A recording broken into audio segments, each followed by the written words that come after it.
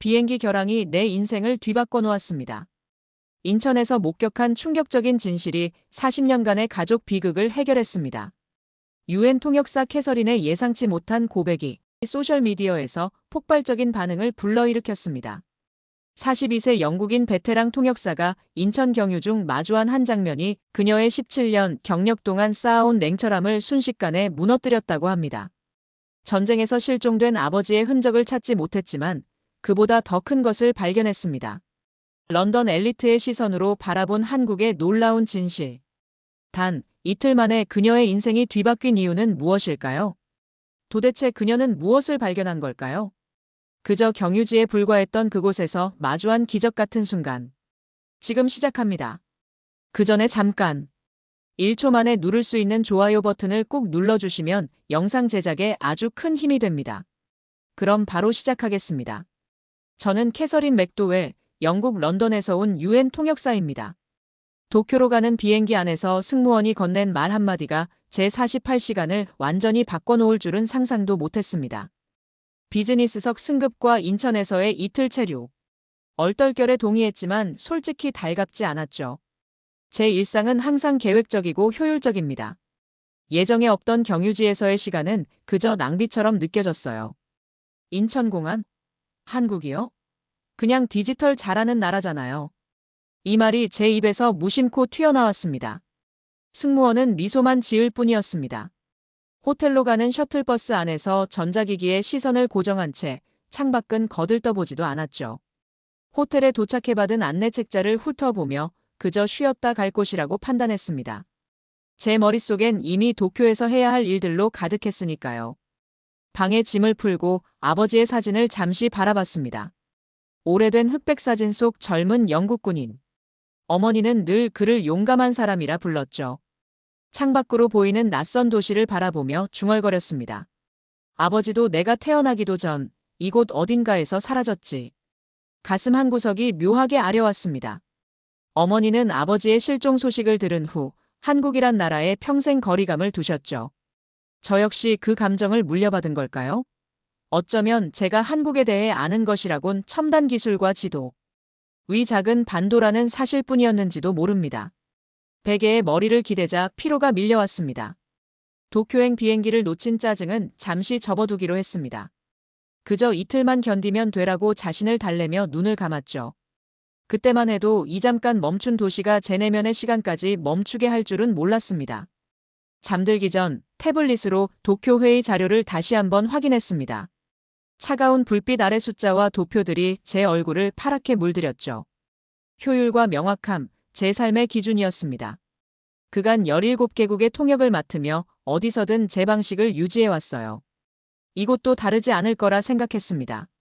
침대에 누워 창가로 흘러드는 도시의 불빛을 바라봤습니다. 어쩐지 이 도시는 조용했습니다. 런던의 끊임없는 소음과는 달랐죠.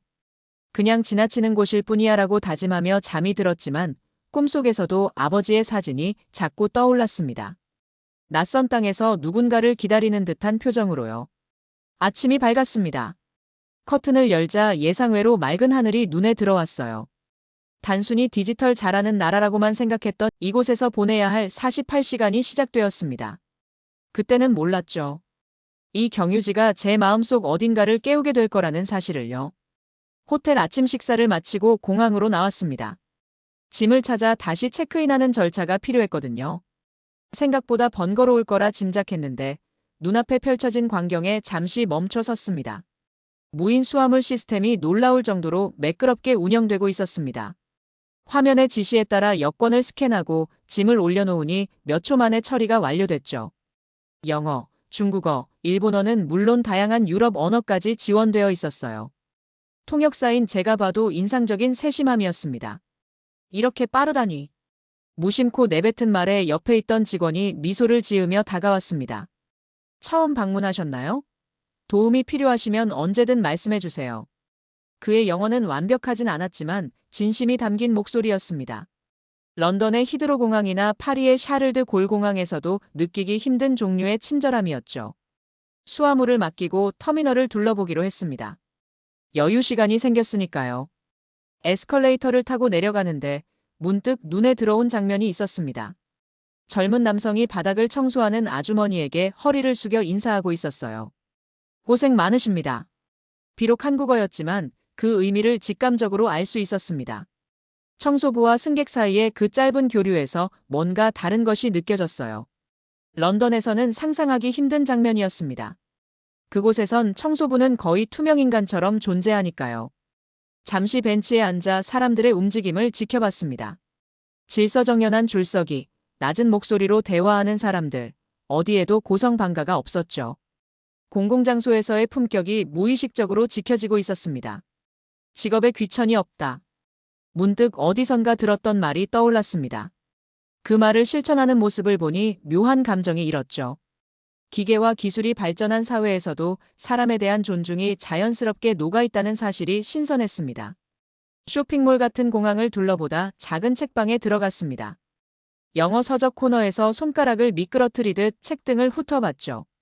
한 직원이 다가와 물었습니다. 찾으시는 책이 있으신가요? 그냥 둘러보고 있어요. 혹시 한국에 관한 책을 찾으신다면 이쪽에 새로 들어온 가이드북이 있습니다. 짧은 체류에도 도움이 될 거예요. 그 직원의 추천으로 얇은 가이드북을 샀습니다. 계산대에서 카드를 내밀자 직원이 살짝 고개를 숙이며 말했죠. 인천에서 좋은 시간 보내세요. 질문이 있으시면 언제든 돌아오셔도 됩니다. 그 작은 친절에 묘한 감동이 밀려왔습니다. 단순한 상업적 미소가 아닌 진심이 느껴졌기 때문이었죠. 커피를 사러 카페에 들어갔을 때도 비슷한 경험을 했습니다. 바리스타는 제 주문을 정확히 받아 적고 이름을 물었죠. 캐서린이요. 캐서린님, 잠시만 기다려주세요. 제 이름 뒤에 붙은 님이라는 호칭이 묘하게 따뜻하게 느껴졌습니다. 나중에 알게 됐지만 그것은 한국어로 상대방을 존중하는 표현이라고 하더군요. 공항을 나서며 문득 생각했습니다. 이곳의 기술은 사람을 대체하는 것이 아니라 오히려 사람이 사람에게 더 집중할 수 있게 해주는 것 같았습니다. 그리고 그 집중의 중심에는 존중이 있었죠. 제 마음속에 작은 균열이 생기기 시작했습니다. 이곳은 제가 상상했던 그저 디지털 잘하는 나라가 아니었으니까요. 공항에서 호텔로 돌아오는 길, 창밖 풍경이 다르게 보이기 시작했습니다.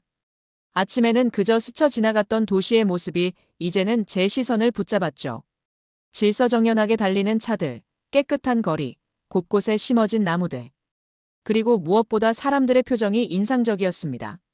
이 도시에는 왜 이렇게 긴장감이 없을까? 제 머릿속을 스쳐 지나간 생각이었습니다. 런던의 바쁜 아침과는 확연히 달랐죠. 사람들 얼굴에서 읽히는 것은 안정감이었습니다. 마치 내일도 모레도 크게 다르지 않을 거라는 신뢰감 같은 것이 느껴졌어요. 호텔에 도착하자 로비 직원이 미소 지으며 인사했습니다. 안녕하세요, 캐서린 부인. 어떻게 지내세요? 순간 놀랐습니다. 제 여권에 적힌 국적은 영국이었는데 어떻게 제가 불어를 할 줄 안다는 걸 알았을까요? 아마도 제 이력을 확인했나 봅니다. UN 통역사로서 불어는 저의 주요 언어 중 하나였으니까요. 프랑스어 할 줄 아세요? 아주 조금 할 수 있습니다. 캐서린님께서 불어 통역사라고 들어서 연습해봤어요. 부족하지만 이해해주세요. 그는 다시 영어로 돌아왔지만 그 짧은 노력이 감동으로 다가왔습니다. 단순히 직업적 서비스가 아닌 저라는 사람을 향한 진심 어린 환대였으니까요. 방으로 안내받아 들어가자 또 다른 놀라움이 기다리고 있었습니다. 스마트룸 시스템이 제 이름을 인식하고 맞춤 설정된 조명과 온도로 방을 조절했죠. 태블릿으로 모든 것을 제어할 수 있었습니다. 커튼 개폐부터 음악, 심지어 욕조의 물 온도까지. 대단하네. 기술적 완성도에 감탄하며 창가로 다가갔습니다. 그런데 제 시선을 사로잡은 것은 첨단 기술이 아니었습니다. 창밖으로 보이는 느릿느릿 공원을 산책하는 노인들의 모습이었죠. 고층 빌딩 사이에도 푸른 공간이 자리하고 있었습니다. 기술과 자연이, 속도와 여유가 공존하는 도시였습니다. 호텔 침대에 앉아 아까 산 가이드북을 펼쳤습니다. 피펄 센터드 시티, 인촌이라는 문구가 눈에 들어왔죠. 사람 중심 도시. 처음에는 그저 관광 문구라고 생각했습니다. 하지만 지금은 조금 다르게 느껴졌어요. 창가에 서서 도시를 바라보며 중얼거렸습니다. 이 도시, 예상보다 훨씬 더 사람 중심적이야. 태블릿으로 호텔 주변 정보를 찾아보다가 문득 인천이라는 도시에 대해 더 알고 싶어졌습니다. 늘 목적지만 중요하게 생각했던 제가 경유지에 호기심을 갖게 된 것은 새로운 경험이었죠. 저녁이 되자 방 전화기가 울렸습니다. 호텔 직원이었습니다. 캐서린님, 오늘 저녁 호텔 라운지에서 작은 전통 음악 공연이 있습니다. 혹시 관심 있으신지요? 평소 같았으면 거절했을 겁니다. 일정에 없던 것들은 피하는 편이니까요. 하지만 이번만큼은 달랐습니다. 네, 가보고 싶네요. 몇 시인가요? 7시입니다. 라운지에서 뵐게요. 전화를 끊고 창밖을 다시 바라봤습니다. 어둠이 내린 도시의 불빛들이 하나둘 켜지기 시작했죠. 묘하게 따뜻해 보이는 빛들이었습니다. 마치 저를 환영하는 것처럼요. 아버지도 이런 풍경을 보셨을까? 무심코 떠오른 생각에 가슴이 살짝 아려왔습니다. 한국 전쟁에 참전했다가 실종된 아버지는 이 나라의 어떤 모습을 보셨을까요? 전쟁의 포화 속에서도 이런 따뜻한 사람들의 모습을 기억하셨을까요? 이른 아침 호텔을 나와 주변을 산책하기로 했습니다. 아직 해도 완전히 뜨지 않은 시간, 거리는 놀라울 정도로 깨끗했습니다. 런던의 아침 거리에서 흔히 볼 수 있는 전날 밤의 흔적들이 전혀 없었죠. 마치 도시 전체가 밤사이 조용히 씻겨나간 듯 했습니다. 이게 가능해? 무심코 내뱉은 말에 제 목소리가 맑은 아침 공기에 울려 퍼졌습니다. 몇몇 조깅하는 사람들과 출근길 직장인들이 스쳐 지나갔지만 도시는 전반적으로 조용했습니다. 소음이 아닌 적당한 고요함이 감돌았죠. 작은 공원 벤치에 앉아 아침 풍경을 감상하고 있는데 한 무리의 학생들이 눈에 들어왔습니다. 교복을 입은 10대들이었어요. 근처에서 손수레를 밀던 할머니가 갑자기 비틀거리셨고 손수레가 기울어졌습니다. 순간 제 심장이 쿵 내려앉았어요. 넘어지시면 어쩌나 싶었죠. 그런데 그 학생들이 재빨리 달려가 할머니를 부축하고 쏟아진 물건들을 주워 담기 시작했습니다. 특별한 망설임도 명령도 없이 자연스럽게 일어난 일이었죠. 할머니가 고맙다고 하자 학생들은 수줍게 웃으며 인사를 하고 학교로 향했습니다. 여기선 이런 게 일상인 걸까? 벤치에 다시 앉아 생각에 잠겼습니다. 어떤 사회적 약속이나 의무감이 아닌 그저 자연스러운 배려처럼 보였어요. 세대를 초월한 작은 존중이 일상에 녹아있는 모습이었습니다. 벤치 옆에 앉아 계신 노인 한 분이 제게 미소를 지으셨습니다. 저도 반사적으로 미소를 돌려드렸죠. 관광객이신가요? 영어로 물으셨습니다. 네, 도쿄로 가는 길에 잠시 들렀어요. 인천은 어떠세요? 생각보다 훨씬 따뜻한 도시 같아요. 그 말을 하는 순간 제가 이 나라에 품었던 선입견의 벽이 조금씩 허물어지는 느낌이 들었습니다. 노인은 지팡이로 주변을 가리키며 옛날 이야기를 들려주셨어요. 비록 영어가 서툴렀지만 그분의 자부심은 고스란히 전해졌습니다. 우리는 많은 것을 잃었다가 다시 일어섰어요. 사람이 가장 중요하다는 걸 잊지 않았죠. 그 말이 묘하게 제 마음에 와닿았습니다. 아마도 전쟁의 상처를 언급하신 것 같았어요. 문득 아버지 생각이 났습니다. 그때 누군가 제 옆에 앉았습니다. 50대 후반으로 보이는 남성이었죠. 그는 영어로 말을 걸었습니다. 외국인 관광객이신가요? 혹시 도움이 필요하신지? 괜찮습니다. 그냥 산책 중이에요. 그가 자신을 소개했습니다. 윤태호라고 합니다. 서울대학교 영어 영문과 교수죠. 대화를 나누며 알게 된 사실이지만 윤태호 교수는 국제회의 통역자문역으로 일하고 있었고 우연히 같은 호텔에 묵고 있었습니다.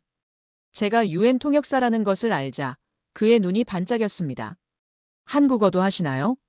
아니요, 주로 영어, 불어, 스페인어를 담당해요. 그러자 윤 교수의 표정이 미묘하게 변했습니다. 한국어는 세계에서 가장 과학적인 언어인데 배워보면 어떨까요? 한글은 세종대왕께서 창제하신. 그의 말투에서 묘한 자부심이 느껴졌습니다. 처음에는 흥미롭게 들었지만 점점 불편해졌어요. 모든 대화가 한국의 우수성으로 귀결되었기 때문이었죠. 당신 같은 외국인은 한국을 진정으로 이해할 수 없어요. 겉모습만 보고 판단하죠. 그 말에 저도 모르게 목소리가 높아졌습니다. 교수님, 저는 50개국 이상을 다녀봤어요. 어느 나라든 겉과 속이 있습니다. 하루 이틀 만에 이해할 수 있는 나라는 없죠. 윤 교수와 저 사이에 어색한 침묵이 흘렀습니다. 그가 자리에서 일어나며 말했습니다. 점심 드셨나요? 진짜 한국을 맛보고 싶다면 따라오세요. 불편한 대화였지만 호기심이 발동했습니다. 어쩌면 이것도 이 나라를 이해하는 과정일지 모른다는 생각이 들었거든요. 고개를 끄덕이며 그를 따라 나섰습니다. 윤 교수를 따라 도착한 곳은 호텔에서 멀지 않은 작은 식당이었습니다. 입구에 들어서자마자 특유의 향이 코를 자극했어요. 달콤하면서도 매콤한, 낯설지만 묘하게 친근한 냄새였습니다. 삼겹살집이에요. 한국 사람들이 가장 좋아하는 음식 중 하나죠. 테이블에 앉자마자 테이블 중앙에 있는 작은 화로에 직원이 숯불을 피웠습니다. 작은 불꽃이 일어나는 모습이 신기했어요. 실내에서 불을 피운다니 런던이었다면 상상도 할 수 없는 일이었죠. 이게 다 뭐죠? 테이블이 순식간에 작은 접시들로 가득 찼습니다. 각종 채소와 양념, 소스들이 칸막이처럼 테이블을 채웠어요. 서양의 코스 요리와는 완전히 다른 방식이었습니다. 모든 것이 한 번에 차려지는 풍요로움이 낯설었어요. 밑반찬이라고 해요. 메인 요리를 먹기 전에 또는 함께 즐기는 거죠. 윤 교수가 젓가락을 들어 작은 초록색 채소를 집었습니다. 상추예요. 고기를 이렇게 싸서 먹는 거죠. 그의 설명만으로는 이해가 잘 되지 않았습니다. 고기가 구워지는 동안 저는 어색하게 자리에 앉아 있었죠. 런던의 레스토랑에서는 각자의 공간과 음식이 명확히 구분되는데 여기서는 모든 것이 공유되는 듯 했습니다. 마침내 직원이 가위로 고기를 작게 잘라주었고 윤 교수가 저를 위해 상추쌈을 만들어 건넸습니다. 쌈은 나눔이에요. 함께 나눠 먹는 음식이죠. 그 말에 저는 조심스럽게 받아 한 입에 넣었습니다. 입안에서 터지는 맛의 조화가 놀라웠어요. 고기의 풍미, 상추의 신선함, 양념의 강렬함이 어우러져 전에 없던 맛을 만들어냈습니다. 어떠세요? 정말 맛있네요. 솔직한 감탄이 나왔습니다. 처음에는 낯설었던 식사 방식이 점점 편안하게 느껴졌어요. 각자의 접시에 담긴 음식이 아니라 한 상에서 함께 나누는 문화라는 것을 깨달았습니다. 식사가 무르익을 무렵 윤 교수가 갑자기 물었습니다. 한국에 대해 어떻게 생각하세요? 첫인상은요? 솔직히 대답했습니다. 기술적으로 발전했지만 사람들의 따뜻함이 더 인상적이에요. 그러자 윤 교수의 표정이 밝아졌습니다. 하지만 곧이어 제가 덧붙인 말에 그의 미소가 굳어졌죠. 다만 좀 집단주의적인 것 같아요.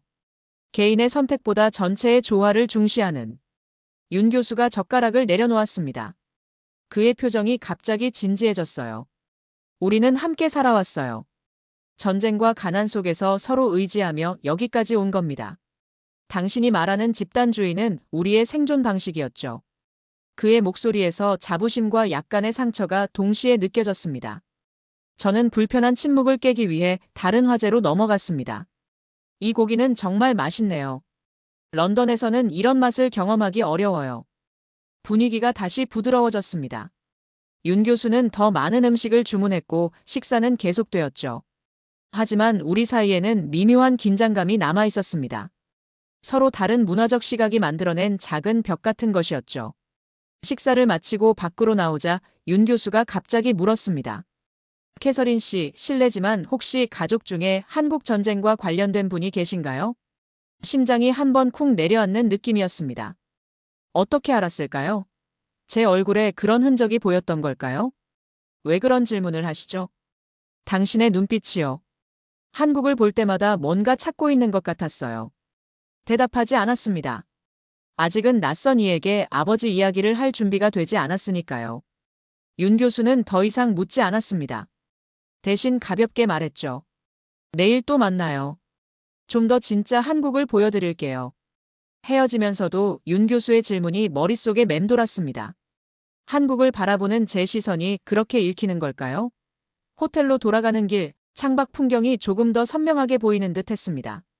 한 상에서 음식을 나누는 문화가 이 도시의 모습에도 녹아있는 것 같았어요.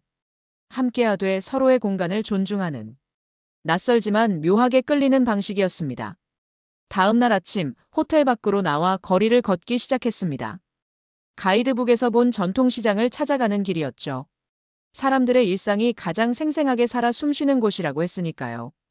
시장 입구에 들어서자 온갖 소리와 냄새가 저를 반겼습니다. 활기찬 상인들의 목소리, 식재료를 고르는 사람들, 그리고 이름 모를 음식들의 향기가 공기 중에 가득했죠. 런던의 버로우 마켓과는 또 다른 종류의 생동감이었습니다. 문득 빨간색 음식을 파는 가게 앞에 사람들이 모여 있는 것이 보였습니다. 호기심에 다가갔죠.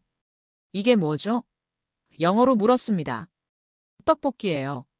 한국의 대표적인 길거리 음식이죠. 상인이 서툰 영어로 대답했습니다. 붉은색이 강렬했지만 맛있어 보였어요. 한 접시를 주문했습니다. 상인이 건네준 떡볶이를 조심스럽게 맛보는 순간 제 입안에 불이 붙은 듯 했습니다. 예상치 못한 매운맛에 눈물이 핑 돌았죠. 핫, 매워요. 제 반응에 주변 사람들이 웃음을 터뜨렸습니다. 당황스러웠지만 그들의 웃음에는 악의가 없었어요. 오히려 친근함이 느껴졌죠. 옆에 앉아 계시던 아주머니가 재빨리 자리에서 일어나 어딘가로 사라졌다가 작은 종이컵에 담긴 우유와 단무지를 들고 돌아오셨습니다. 처음에는 다 그래요. 이거 마셔요. 좀 나아질 거예요. 한국어였지만 의미는 명확했습니다. 감사히 우유를 마시자 화끈거리는 입안이 조금 진정되었어요. 아주머니는 계속해서 미소를 지으며 저를 지켜보셨습니다. 한국 사람들은 이렇게 매운 걸 매일 먹나요? 물었습니다. 아주머니는 영어를 못 알아들었는지 옆에 있던 젊은 여성이 통역해 주었습니다. 어머니께서 익숙해지면 빠져드는 맛이라고 하세요. 처음엔 모두 힘들지만 곧 사랑하게 된대요. 그 말에 묘한 공감이 밀려왔습니다. 매운 음식만이 아니라 이 나라 전체가 그런 것 같았어요. 처음엔 낯설고 도전적이지만 조금씩 가까워질수록 그 매력에 빠져드는 떡볶이를 조금씩 더 먹다 보니 정말 매운맛 너머의 깊은 맛이 느껴지기 시작했습니다. 단맛과 매운맛의 복잡한 조화, 쫄깃한 식감이 묘하게 중독성 있었죠. 진짜 맛있네요. 솔직한 감탄이 나왔습니다. 아주머니가 환하게 웃으시며 더 담아주셨어요. 거절하려 했지만 그 진심 어린 나눔을 무시할 수 없었습니다. 시장을 더 구경하고 있을 때 어디선가 윤 교수가 나타났습니다. 우연의 일치였을까요? 역시 여기 오셨군요. 한국의 진짜 모습은 이런 곳에 있죠. 윤 교수와 함께 시장을 거닐며 다양한 음식과 물건들을 구경했습니다. 그는 어제와 달리 조금 더 부드러운 태도였어요. 우리는 다양한 음식을 맛보고 전통 공예품을 구경했죠. 문득 윤 교수가 조심스럽게 물었습니다. 실례가 될 수 있지만 혹시 가족 중에 한국 전쟁과 관련된 분이 계신가요? 이번에는 대답했습니다. 어쩌면 이 질문을 기다리고 있었는지도 모르겠습니다. 아버지요. 영국군 소속으로 참전했다가 실종되셨어요. 제가 태어나기도 전에요. 윤 교수의 눈빛이 달라졌습니다. 공감과 이해가 담긴 시선이었죠. 그래서 이 나라가 불편했군요. 네. 어머니는 평생 아버지를 기다리셨어요. 그리고 저에게 한국이란 나라에 대해 복잡한 감정을 물려주셨죠. 그 순간 오랫동안 가슴 한구석에 묻어두었던 이야기가 흘러나왔습니다. 아버지의 마지막 편지, 어머니의 기다림, 그리고 제가 자라면서 느꼈던 정체성에 대한 의문들까지. 윤 교수는 말없이 들어주었습니다. 때로는 듣는 것만으로도 큰 위로가 된다는 걸 그날 처음 깨달았습니다. 이틀째 되는 날, 저는 이미 인천의 리듬에 조금씩 익숙해지고 있었습니다. 아침 일찍 일어나 호텔 근처 작은 카페에서 커피를 마시며 지하철역으로 향했죠. 도쿄행 비행기는 저녁이었기에 마지막 날을 알차게 보내고 싶었습니다. 지하철은 놀라울 정도로 깨끗하고 조용했습니다. 런던의 지하철과는 완전히 달랐죠.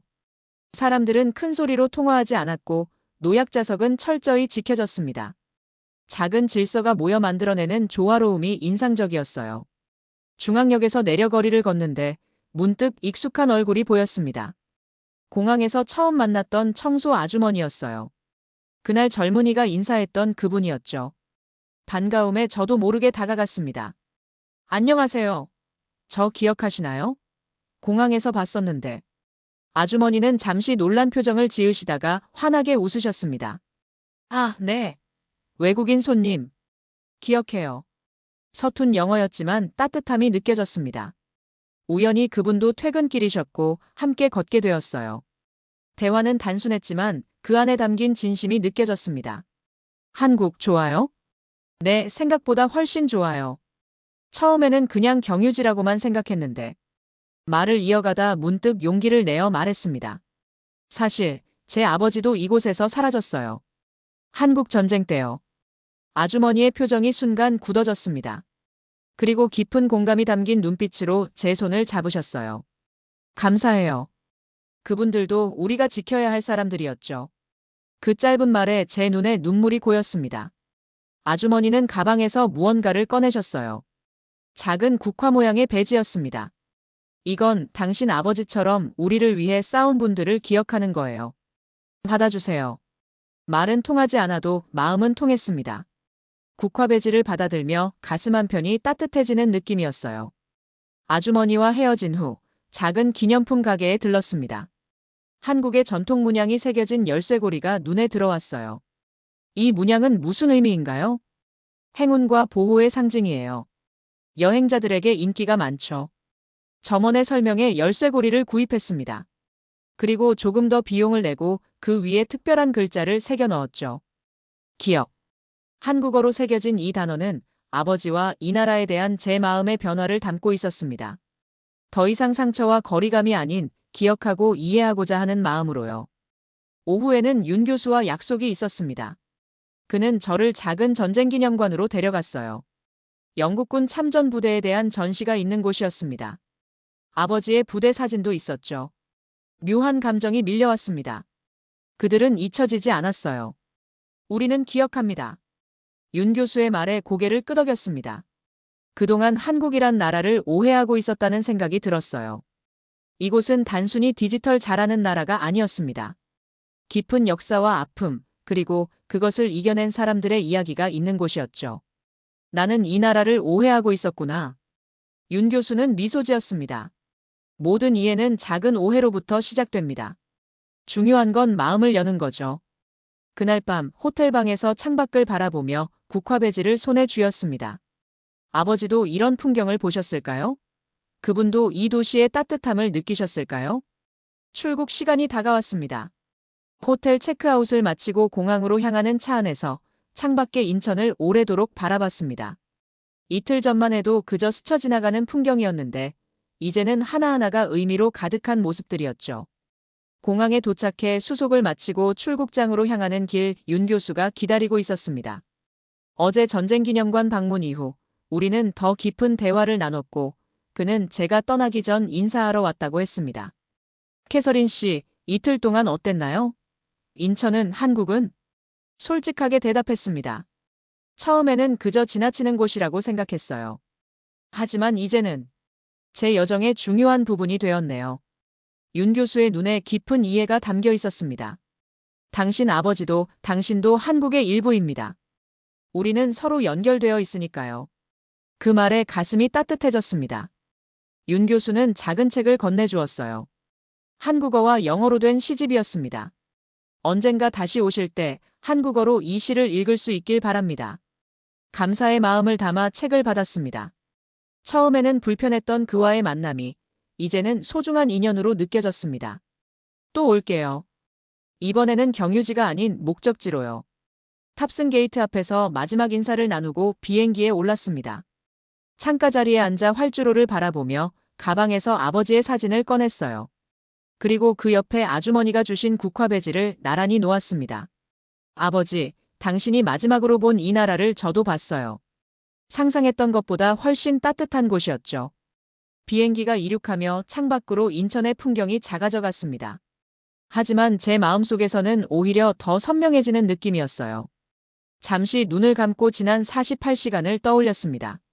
공항에서 만난 존중, 거리에서 마주한 품격, 한상에서 경험한 나눔의 문화, 그리고 매운 떡볶이처럼 처음엔 놀랍지만 점점 익숙해지는 정. 이 모든 것들이 제 안에 새로운 이해를 심어주었습니다. 나는 지금 누군가의 존중 속에 있었다. 중얼거리며 국화 배지를 손가락으로 어루만졌습니다. 아버지의 실종으로 시작된 이 나라와의 인연이 이제는 제 개인적인 경험으로 이어졌다는 사실이 신기했습니다. 도쿄행 비행기 안에서 저는 더 이상 같은 사람이 아니었습니다. 한국은 시스템이나 기술로만 설명되는 나라가 아니었어요. 그것은 사람으로, 정서로, 작은 존중의 순간들로 설명되는 곳이었습니다. 윤 교수가 준 시집을 펼쳐보니 첫 페이지에 영어로 적힌 문구가 눈에 들어왔습니다. 때로는 가장 짧은 만남이 가장 긴 기억을 남긴다. 미소가 지어졌습니다. 인천은 더 이상 경유지가 아니었습니다. 그곳은 제가 오래도록 기억할 장소, 어쩌면 언젠가 다시 찾게 될 치유의 장소였습니다. 아버지를 잃은 상처로 시작된 여정이 이제는 새로운 이해와 연결로 바뀌었으니까요. 창밖의 구름을 바라보며 작은 소망을 품었습니다. 다음에는 경유지가 아닌 목적지로 찾아올게. 그리고 국화 배지와 아버지의 사진을 가슴에 품은 채 도쿄를 향해 날아갔습니다. 하지만 제 마음의 일부는 이미 인천에, 그 경유지의 기적 속에 남아 있었습니다. 저는 런던으로 돌아갔지만 제 마음은 인천에 남겨두고 왔습니다. 영국 BBC와의 인터뷰에서 캐서린 맥도웰이 눈물을 글썽이며 남긴 고백입니다. 단 이틀간의 우연한 경유가 그녀의 인생을 완전히 바꿔놓은 이야기가 전 세계에 퍼지면서 한국 경유 챌린지라는 새로운 여행 트렌드까지 생겨났습니다. 그녀가 공항에서 만난 청소 아주머니, 함께 떡볶이를 먹었던 시장 상인, 그리고 윤태호 교수는 지금 어떻게 지내고 있을까요? 전쟁의 상처를 품은 딸이 방문한 나라에서 치유의 기적을 경험한 이 이야기는 작은 만남이 얼마나 큰 울림을 만들어내는지 보여줍니다. 이제 우리에게 질문이 남았습니다. 당신의 경유지는 어디인가요? 그곳에서 당신은 무엇을 발견하게 될까요? 어쩌면 잠시 머문 그곳이 당신 인생을 가장 깊이 흔들지도 모릅니다. 경유지는 지나치는 곳이 아니라 인생이 말을 거는 순간일지도 모릅니다. 긴 영상 시청해주셔서 감사합니다. 오늘도 행복한 하루 보내세요.